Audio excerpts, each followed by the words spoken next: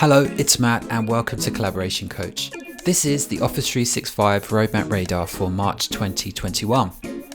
Once again, we've waded through the roadmap so that you don't have to, and this month I've got 13 new features and changes to show you. So here we go. Let's get started with Microsoft Teams. Teams meetings are getting a new dynamic view this month. This is an update to how the current meeting stage looks. With Dynamic View, video and audio participants are shown separately, with audio participants appearing as smaller circles on the stage. Shared content will appear larger, with more participants being visible. We'll also be able to view together mode alongside shared content, and we can dock the participant gallery to the top of the screen rather than the bottom. This feature is rolling out to the desktop versions of Teams this month. Now more Teams View news. The large gallery and together mode views are coming to Edge and Chrome. So if you've joined a Teams meeting from either of those browsers, you can choose to view up to 50 video participants in a single view. You'll be able to choose the new view from the meeting toolbar.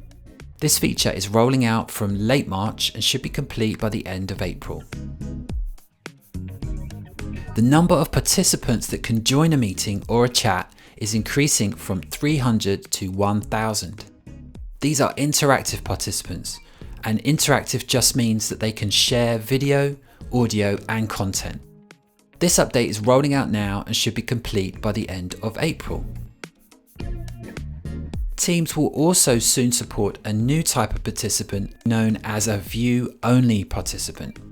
View-only participants are people that can join the meeting and see the presenters and their content, but they can't share video, audio, or content or take part in chat. Today, if you join a meeting that has reached its capacity of 300 or soon to be 1,000, you're not allowed to join. But with this update, anyone joining after the capacity has been reached will join as a view-only participant. So it's like an overflow for Teams meetings. This is going to be rolled out in two phases. First, between February and June this year, Teams will allow 20,000 view-only participants. And second, from July, it will actually revert to 10,000 and stay that way for the foreseeable future. We'll soon have more control over who can bypass the Teams meeting lobby with this new feature.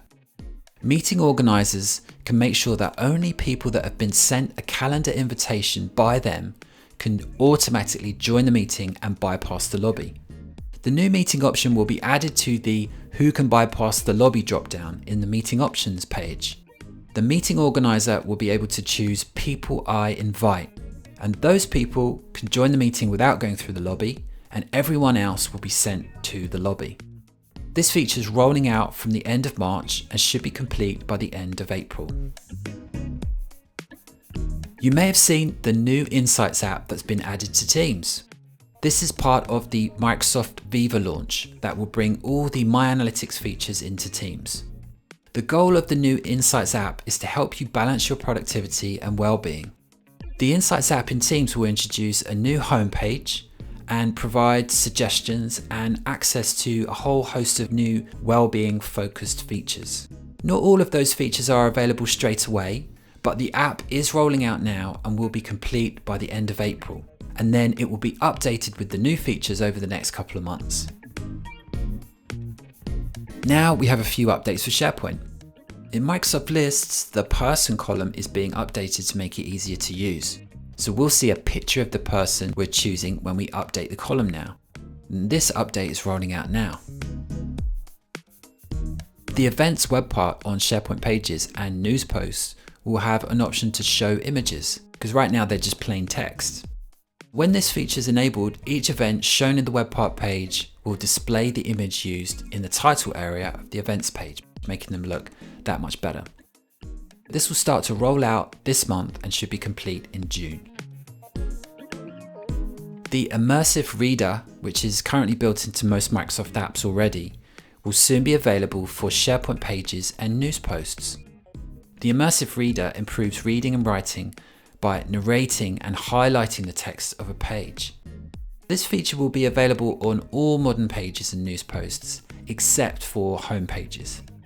The rollout begins this month and ends in June. On to Planner.